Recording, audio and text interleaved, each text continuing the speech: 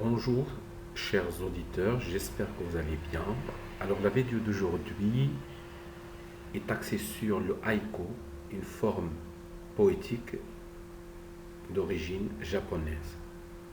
Avant de commencer le développement, j'aimerais bien partager avec vous cette citation de William Shakespeare, grand dramaturge anglais, La concision est l'âme de l'esprit. J'ai choisi cette citation parce qu'elle reflète, si vous voulez, l'esprit du haïku, à savoir le laconisme et la brièveté. L'origine du haïku, comme je viens de le signaler au début, est japonaise. Sa paternité est attribuée au poète Bacho Matsuo, né en 1644 et mort en 1694. Cependant, d'autres grands maîtres du genre, Sokan Yamazaki, Shiki Masaoka, Kinshin Sumitaku, entre autres, appartenant à différentes époques de l'histoire du Japon, ont donné au haïku ses lettres de noblesse. Sa structure formelle est composée de 3 vers comptant ensemble 17 syllabes. Le haïku se présente comme suit. Dans le premier vers, il y a 5 syllabes. Dans le second, 7 syllabes. Et dans le troisième et dernier, 5 syllabes. Pour le contenu du haïku, de par sa brièveté et son laconisme, le haïku japonais évoque les éléments de la nature en faisant très souvent allusion à une saison et aux 4 saisons conventionnellement connues. La tradition nippone ajoute une 5e saison, à savoir le nouvel an. Le haïku traduit très souvent une émotion ou un sentiment passager. Pour les haïkistes francophones, français généralement, le problème majeur est de retrouver cette notion du flou, de l'évanescent qui caractérise le haïku. Bien sûr, dans la tradition japonaise, cette notion est très bien ressentie, alors que dans la littérature occidentale, elle est plutôt peu familière.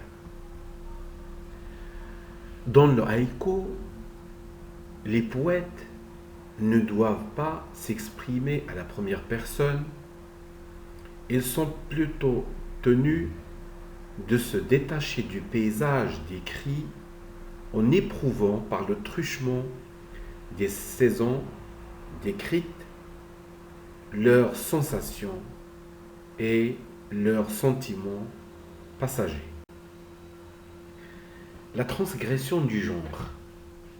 Bien sûr, dans toutes les esthétiques, dans toutes les sensibilités esthétiques, poétiques, musicales, etc., il y a toujours 2 courants.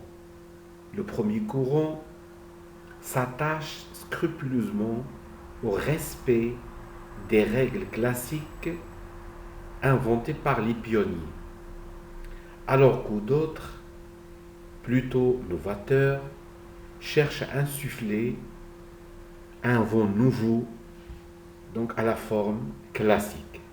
Et c'est justement le cas pour le haïku. Les novateurs cherchent à remplacer la tonalité lyrique par l'ironie et le comique. La brièveté du haïku et sa simplicité, ainsi que les contraintes stimulantes qui le recèlent, encouragent les jeunes d'aujourd'hui qui boudent la poésie classique et ces carcans associés à la création poétique. En somme, nous pourrions dire que, quoique la forme poétique, le haïku, soit née au Japon il y a plus de 5 siècles, il constitue aujourd'hui la forme poétique la plus universellement pratiquée. En guise de conclusion, j'aimerais bien vous dédier ce haïku que j'ai moi-même écrit il y a quelques heures.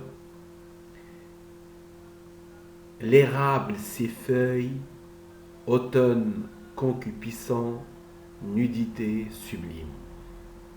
Sur ce, je vous remercie infiniment d'avoir suivi jusqu'à la fin la vidéo. Je vous exhorte à la partager et je vous invite à vous adhérer à la chaîne si vous trouvez que son contenu mérite. Merci encore une fois et à la prochaine.